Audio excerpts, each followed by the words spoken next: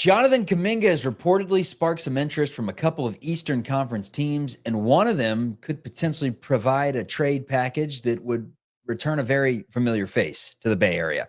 That's a tease. All ahead on today's Locked On Dubs. You are Locked On Warriors, your daily Golden State Warriors podcast. What are they going to say now? Part of the Locked On Podcast Network, your team every day.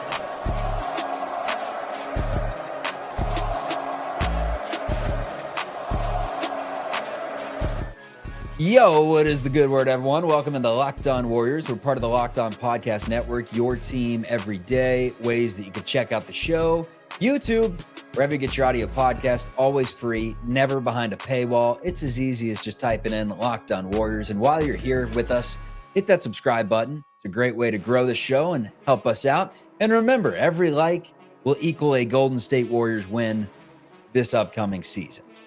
That is true. It's directly correlated. Today's episode is brought to you by FanDuel. Right now, new customers can get $200 in bonus bets when your first $5 bet wins. That is FanDuel. My name's Charlie Walter, the host of this show. Credentials, formerly 95.7 The Game. That's the flagship radio station for your Golden State Warriors. Also cover the team for CBS News Bay Area. My guest today is Matt Kolsky. Let's break it down. All right. You begged for him, and he's back after a quick sabbatical. It's Matt Kolsky on the program today. Breaking down a few things. I want to get into this Jaren Jackson Jr. trade rumor for about 45 seconds, not too long, because there obviously was some hype around Dub Nation that, maybe after Desmond Bane was traded to the Magic for Kentavious Caldwell-Pope, a handful of draft picks, and really was sold extremely high. To bring Jaren Jackson Jr., a nice shooter, to Orlando. And that's exactly what Orlando needs, is someone that could put the ball in the bucket. But a lot of people assumed, all right, Ja Morant, Jaren Jackson Jr., maybe, just maybe, one of these players is on the table as they kind of look to shed cap and maybe go a different route. Now the report's coming out from Shams saying that they do not believe, as of right now, the Grizzlies will not be trading either Ja Morant or Jaren Jackson Jr. after trading Desmond Bane on Sunday. Not looking to deal either of the two remaining stars. They cleared some cap space to complete a renegotiation and an extension with Jaren Jackson Jr. So until we get some sort of news that changes on that front, there's really not a lot to bring up, right? I mean, Jaren Jackson Jr., the skill set that he would bring to the Warriors is enticing. It is a dream fit. But if the man's not available, what are we doing aside from getting some clickbait with a thumbnail, right? Yeah, I mean, look, he's got a great relationship with Draymond Green. He's exactly what they need from a size and skill standpoint. But if he's not available, he's not available. So I understand why people were interested. I was interested in that from a Warriors perspective. I texted you and said, what do you think? Could this happen? Seems like no. We can usually trust Shams, so unless things change, bummer, but no JJJ for Warrior fans. And one of the issues of why it could not happen, most likely, aside from the fact that, they don't want to trade him, but even if they did, the Warriors just don't really, unless Draymond is involved in that trade, they don't really have a way to make the money work. And obviously you say, well, Jonathan Kuminga will do the whole sign and trade thing. The issue is, unless it's at the deadline, if they're trading him this offseason, they're bringing back half the money. And okay, so $15 million, you throw in Pajemski, you throw in Moody, you throw in all these things to potentially make it work. And there's just not really a way to get that deal done. So the assumption is that Warriors' best course of action is probably just to keep Jonathan Kuminga, see what he can do, raise his value, and then reevaluate things if he truly can't fit in. And I know it's going to be hard to do another a podcast season of why the hell is he not getting X, Y, and Z amount of minutes, or why does he go for 32 one game and then a DMP the next? Because we know it's coming. It's just the circle of life. But now we're hearing that potentially league sources saying that Jonathan Kuminga to the Bulls and to the Heat would make the most sense, as those are the two teams that may have some interest.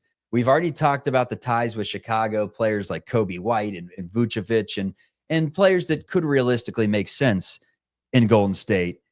The Miami Heat, though, that's one that we really have not brought up at all. I know that some say, why don't you do the direct swap and get Andrew Wiggins back. Unfortunately, that doesn't work either. So what are you looking at in terms of the Miami Heat? Well, listen, that doesn't work directly. But that's what you're looking at if you're looking at the Heat, right? I mean, you don't need Tyler Hero. Sure, it'd be great if you could get Bam, but I doubt that's what the Heat have in mind.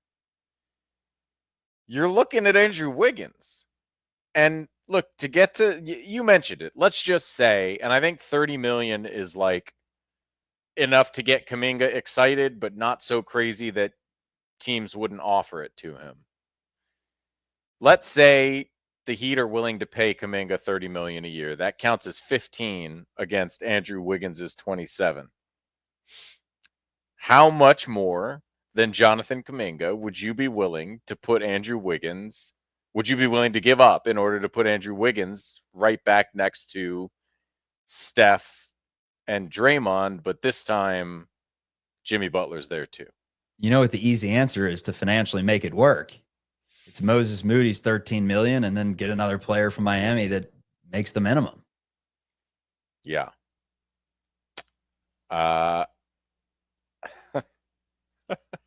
But they can't do it now. They'd have to wait until the deadline, right? No. That they could do now, because if you're only counting Kuminga as the 15 of the 30, you throw on 13 from Moody and you're there. Are you willing to give up that entire draft to bring Andrew Wiggins back? Now, you still don't have a center in that scenario. I think we start talking about guys like, can you get Brook Lopez to come here on a, probably not a minimum, although who knows, he's old, but maybe on a mid-level taxpayer mid-level, which I don't have the number in front of me, but maybe they can get up to 7 or 8 million. Now, they also have a trade exception. I believe it's from Kyle Anderson, and I think it's worth about $8 million. And I believe they could use that in this deal.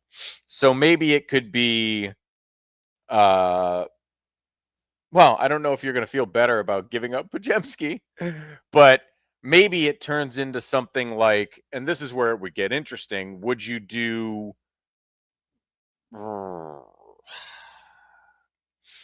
if it were Buddy, Kuminga, and the trade exception, that's getting you to about $31 million. So maybe they'd be willing to move off Jaime Jaquez? Would you do Buddy, Kuminga, the trade exception, and maybe a draft pick for Jaime Jaquez and Andrew Wiggins? I'd still need Buddy shooting. Yeah, that leaves you a little short on shooting. You are going all in on wings because you still don't have a big. There really is not a big. Here's my issue. They're not going to give you Kelly Ware and no. They're not going to give you Bam. So there's really not a big available, I would imagine, from. My issue with all this, Kolsky, before we go on too much further, because I was listening to Slater, and even he was kind of confused by the situation, because you don't run into – typically when you're trading a player, you're not trying to get them back, right? It's like a stock. When you dump the stock, you're not immediately, unless you're day trading or something, you're not going legal. Back and plucking that thing. He even questioned, like, I don't think the Warriors can even do that for one full year, which would take you to this year's deadline if they even wanted to get it done. But he wasn't even positive about it. And there are so many damn rules in the NBA that it is confusing at times to know what you can and can't do. Listen, I've been wrong before. I was wrong this very offseason at the beginning about how Kuminga, the restrictions worked for trading Kuminga's contract. Those changed in the last CBA. But I am 95% sure that the offseason turnover makes Andrew Wiggins a viable trade option for the Warriors. Now, if you pay Kuminga $27 million a year and wait till December, then you could theoretically make a straight up swap. But if we're talking about what could you do with him this offseason, and the Heat and the Bulls are the two teams coming up, like, unless something weird's going on in Miami and either Bam Adebayo, their best player, or Kelly Ware, their best young player, are available, there's no bigs on that roster. Tyler Hero doesn't strike me like you need just a slightly better version of Buddy Hield. Not really. It's got to be Wiggins, right? I mean, that's the only way the Warriors are going to engage. And you know that can you imagine a player-for-player swap that would make Steve Kerr happier than Jonathan Kuminga for Andrew Wiggins? Like, Oh, God. we're speaking Steve Kerr's language right now. So to the extent that it's even conceivable, I don't know, man. I have to be honest. I don't know that you're a better team if you do that, but you're certainly a team with more assets that the coach is willing to use. Coming up, what type of vets should the Warriors be looking for this offseason? And maybe if it's not vets, young, cheap talent, does that even exist? We're going to break it down. Coming up on Locked On Warriors. And buddy, stop trying to dribble the ball. Ever check your bank account and wonder, where'd all my money go? Between dining out, online shopping, entertaining, we got a lot of things going on, and it is easy to lose track. And that is where Monarch Money comes in. It's your personal CFO giving you full visibility and control over your finances. Monarch Money is not just a budgeting app. It's a complete financial command center. Sounds confusing. It is not. What it allows you to do, track accounts, investments, all your spending in one place. So you're not managing your money. You're just building wealth. You get great insights like how much you're spending on certain services or deliveries or subscriptions, whatever it may be. And that's a good way to save money. It's also easy to manage the cash with your partner, smoother than ever. Track shared personal accounts, set goals, stay on the same page without the stress. Take control of your finances with Monarch Money. Use code LOCKEDONNBA at monarchmoney.com for 50% off your first year. That is monarchmoney.com, code LOCKEDONNBA for half off your first year. I think in that scenario, maybe you're re-signing Kevon Looney as your additional big. Maybe you're hoping to get an awful lot out of Quentin Post. I don't know how they look at that. Which Again, is what on the TK show or on Plus Minus. Yep. I know that Kawakami was under the belief that that's kind of their plan, is to not bring in a Brook Lopez and to invest a lot of time into Quentin Post this offseason. But I just don't see him as a banger. You know, he's not a banger. He's someone that can stretch the floor and shoot it. yeah, But I don't know if you need a banger if you've got Draymond and offensively, Jimmy you out do there. that, right? You need someone who can block shots. And I think Quentin Post, although he has a long way to go defensively, showed some promise in terms of standing tall, being a big body in the middle, and blocking the occasional shot. Like, listen, it'd be great if you could get Miles Turner or the Brook Lopez from 4 years ago, but those guys are not available. You might be able to get the Brook Lopez of now, which is, you know, a better defender than Quentin Post, certainly, but awfully old and slow. And you've definitely got Quentin Post, who, even if he just stretches the floor, the nice thing about Draymond and Jimmy is they help you solve some of the defensive problems to the extent that they exist, right? So I can see trying to live with that. I just also see, certainly if you're putting Moody in the deal, with all due respect to the wonderful two-way Wigs, Kuminga and Moody for Wiggins is a significant talent downgrade. And it's also 2 for 1. So, you know, you're talking about an old team that you are taking youth and talent off of. And I don't know if that's a great solution, but it's certainly an interesting one. Definitely scratching the head right now, wondering. I mean, there's no way, again, just putting aside Steve Kerr's obvious preferences, there's no way Wiggins wouldn't fit, right? I mean, we know Wiggins would fit, and having less scoring responsibility than he had in his previous Warriors run would probably benefit him. Their defense. Would he be coming off the bench? Yeah, or you start him at the 2 guard. That would be an intense defensive lineup. Steph, Wiggins, Butler, or you start Draymond at the 5, but we know they don't really want to do that, right? At least not for the bulk of the season. So you're getting some post starts, maybe the occasional Loon or Trace if it's more of a physical team and with less height. I don't know. It's not a perfect answer, but it's an answer, and it's one that we know the Warriors at least have some previous inclination towards.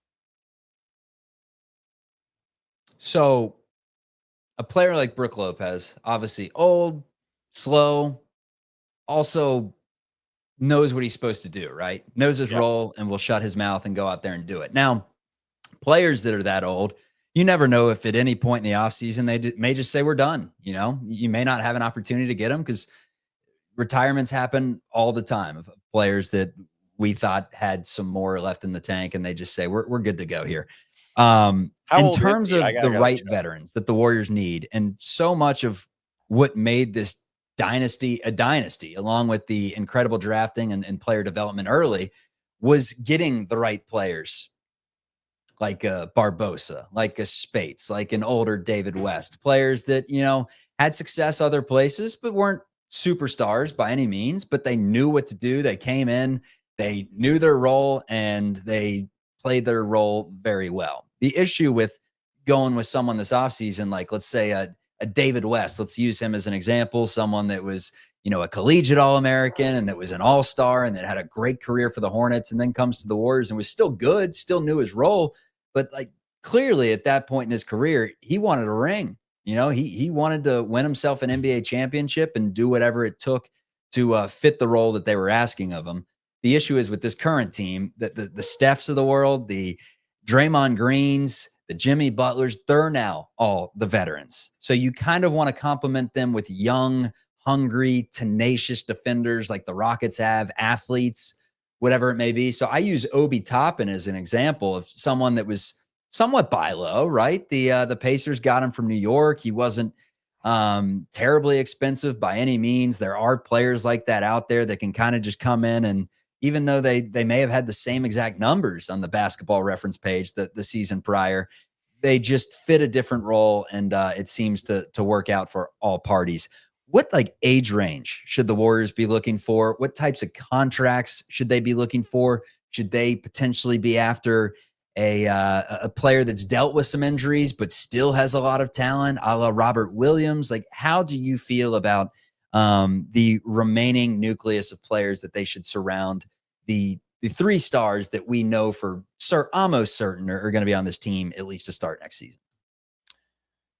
Yeah, I mean, Obi Toppin is a funny example because let's just describe Obi Toppin somewhat vaguely, right? Top 10 pick, super athlete, shows some flashes, can't really get consistent minutes or find a consistent role in one spot. Does that sound like anyone you know? The difference, of course, being the ceiling on Jonathan Kuminga is much higher. So, to me, what's the point of going and getting some other team's guy that hasn't quite developed the way they wanted, right? If you want to roll the dice with a guy who hasn't developed quite the way his team wanted him to, for whatever reason, how about the guy that just went for 30 a couple times in a playoffs for your team? To me, if you're trying to augment this group, I get what you're saying, right? Like you'd love some youth, but if you wanted youth, it's been on the roster and you've basically been choosing not to play most of it. I mean, Podziemski accepted, right? So I think you want veterans, and I think you want veterans you can count on. And frankly, those guys are usually not available for the resources the Warriors have to spend unless they're pretty old. So I think you're looking at old guys, and yeah, I guess health is a concern. Brook Lopez is 37. That is really old for a man that large. But whether it's him or someone that more in the DeAnthony Melton mold, right? I think you're looking for over the 30 and over set, and guys who either you knew what they could do at some point and they're trying to rehab their image and get back to that, or they're just good players who've aged to a point where they'd rather take a slightly smaller contract and compete for at least playoff spots, if not titles. I don't know who that is offhand. It's not a great free agent crop in any way. It's not great at the top, and it's not great for the Warriors' purposes. But it is, but a lot of them are restricted, right? And teams have bird rights and that sort of thing. And a lot of them are old and expensive and just out of the question. But there are some good players in there. I mean, are you counting LeBron and Kyrie and James Harden? Yes, and James Harden. Yes, Okay, I mean but there's some Hall of Famers. those are the three really, and they all have unique circumstances, which obviously they're not going to be Warriors, but more to the point, they're likely staying with the teams that they're already with, right? You know, this offseason, there will be at least one report of LeBron being tied to the Warriors. There will, and Durant too. Like, it's just going to happen. It'll probably be from it'll be a Steenbaum. Is that what we call him? Brett Stein from Clutch Points. He's on everything. But yeah, maybe. But listen, Malcolm Brogdon is out there. You know, can I interest you in a really steady backup point guard who, if he's healthy, can do a lot of things for you? Would he sign for that level? Same sort of questions with Bruce Brown, right? Tim Hardaway. There been some interest with Bruce Brown. Yeah, Tim Hardaway Jr., right? Come take a contract less than you might get elsewhere with your dad's old squad and compete for something. That to me, you know, Karis LeVert probably too young. Luke Kennard is an interesting name. He keeps going places and they never find a way to use him. Could he fit in the Warriors system? He's definitely a guy that can shoot it and pass it. For cheap.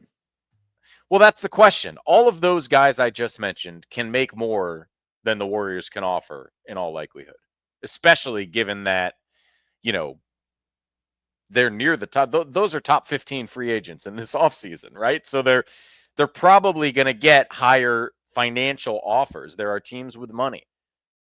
The question is, if I'm 33-year-old Tim Hardaway or 29-year-old Luke Kennard, who's never really found a happy home, do I want to try to make 14 to 18 million from the Hornets or the Nets, or do I want to take 9 from the Warriors if they can get to that?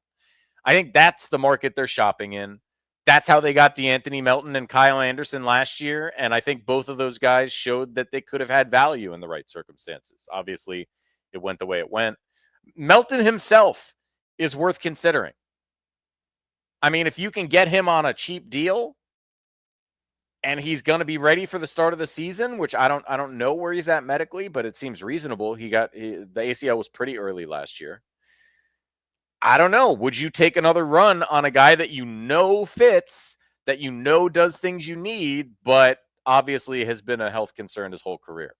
There's not going to be, much like our Miami Kuminga trade, there's not going to be a perfect answer.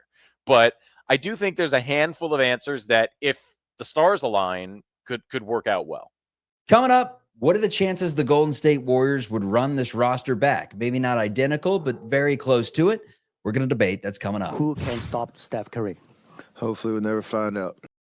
All right. Today's episode is brought to you by America's #1 sportsbook. You know what that is. It is FanDuel, and there's no better time to get in on the action than the last few games of the NBA playoffs. Highlight-worthy performances, major momentum shifts, can't miss moments, but there's nothing better than having a little sprinkle on some action. FanDuel makes it easy to stay in the game before tip-off, or you can do it live. You got player props, performance trends, same-game parlays, more ways than ever to play smart and win big. If you think you know which players are showing up in the biggest moments, how would tracking their trends help you build your next bet? Yes, it is that easy. You can also combine live prop bets mid-game based on how the action unfolds, and $200 in bonus bets. Would that add to the excitement? Sure it would. Just win your first $5 bet and you'll get those $200. If you're new to FanDuel, it's the perfect time to sign up. Head to FanDuel.com, place your first $5 bet, and if it wins, you'll get $200 in bonus bets. Make every moment more with FanDuel, the official sports betting partner of the NBA. I don't know. Would you take another run on a guy that you know fits, that you know does things you need, but obviously has been a health concern his whole career? There's not going to be, much like our Miami Kuminga trade, there's not going to be a perfect answer. But I do think there's a handful of answers that, if the stars align, could work out well. Yeah, the answer to me is yes, but I would like to see them do other things first to make sure that that's not their big splash of the offseason. And then that's something that you throw in there is a nice buy low candidate, but your plan this offseason can't be, hey, let's run this thing back.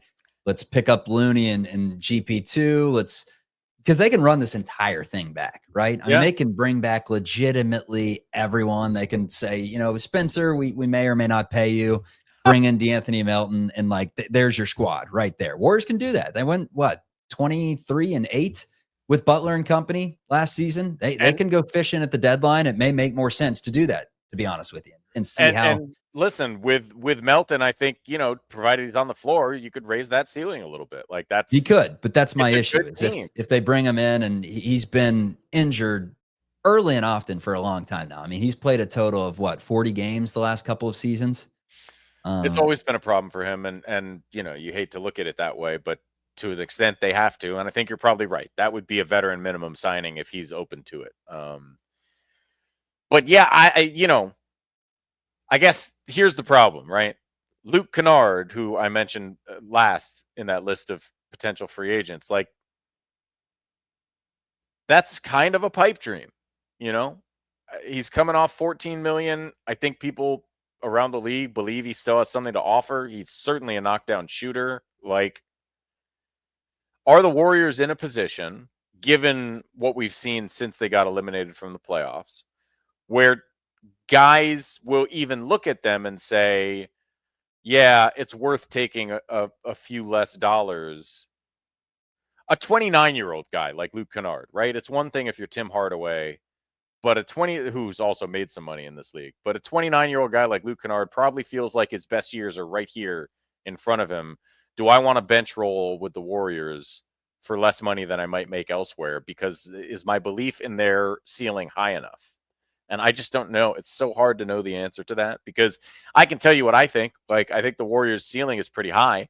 I don't know how high their odds of reaching that ceiling is, but I think we've seen, certainly with Butler, if healthy, these are a lot of ifs, but if all the pieces are in place, they can compete with anybody. That being said, I don't know that 29-year-old Luke Kennard looks at it that way. I always wonder, because you heard the reports like a couple of years ago. We were talking about it on 95.7 with a couple of our shows that MLB players may just not want to sign with the San Francisco Giants because of the state of the city or the perception of the city, whatever it may be. And there was a lot of talk surrounding that. In my opinion, as someone like Luke Kennard, that's from Ohio, that I don't know if Kennard has any experience with the Bay Area, but that now has plenty of experience at the Bay Area. I think it's a great place to live, especially if you have a little bit of cheese, right? Well, if that's the thing, right? I mean, to me, that whole conversation like, do you want to live in the Bay Area, or do you want to potentially live in, Milwaukee and make $9 million in Milwaukee or $8 million in San Francisco? Like that stuff, to me, I think it matters, but maybe not. Truly, I mean, we hear players all the time that don't even live in those places. It just right. I mean, I think for most guys, the very majority of guys, if it's not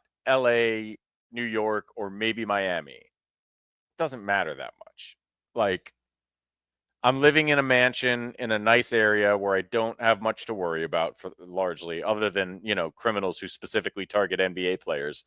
And I, what does any Golden State Warrior care what is happening in the Tenderloin? Like, I just don't. I'm sorry, I don't buy it.